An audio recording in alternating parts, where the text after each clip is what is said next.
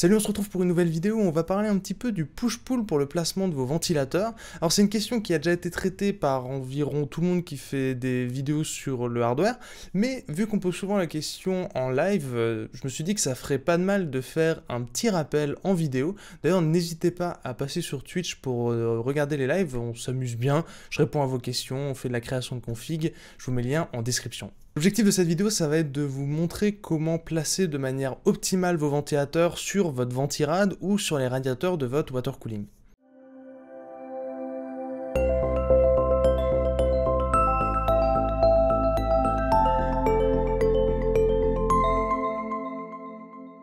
Pour commencer, il est important de rappeler ce qu'est le push-pull. Donc comme je disais en intro, c'est le placement de vos ventilateurs sur votre ventirad ou sur vos radiateurs.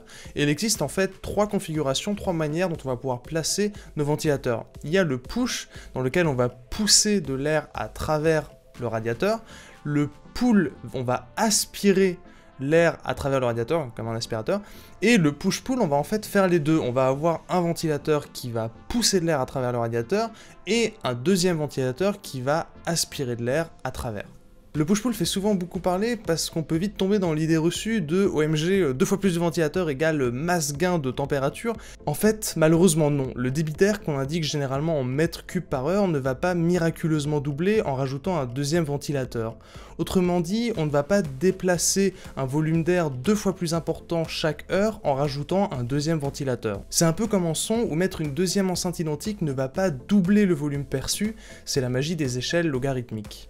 Pour revenir sur les ventilateurs, il faut quand même noter que d'en rajouter un second pour se mettre en push-pull justement, va quand même permettre d'améliorer un peu la pression statique, c'est-à-dire que l'air va pouvoir plus facilement se faufiler à travers les ailettes et donc sera moins ralenti par celle-ci. Voilà pour la partie théorique, mais avec un exemple pratique, ce sera quand même un petit peu plus clair et comme ça vous pourrez avoir une idée des gains et des performances qu'on peut avoir en se mettant en push-pull ou en push-pull. Pour mes tests, j'ai encore utilisé mon 6800K bloqué à 200 watts refroidi par un NH12S, comme dans mes derniers tests de ventilo, pour mesurer la température dans ces trois scénarios. En mode push ou pull, donc avec un ventilateur, j'ai un résultat qui se situe dans la marge d'erreur. Il n'y a donc aucune différence notable entre les deux.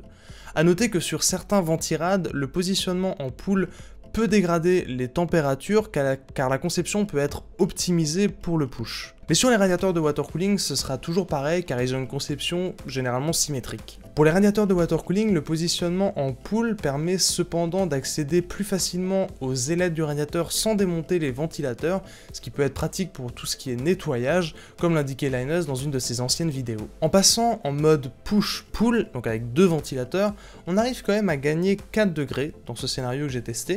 Alors évidemment, cette différence de température peut varier en fonction du radiateur, des ventilateurs, des conditions du test, etc. On retombe d'ailleurs sur des résultats similaires à ce qu'avait trouvé JZ2Sense il y a quelques années.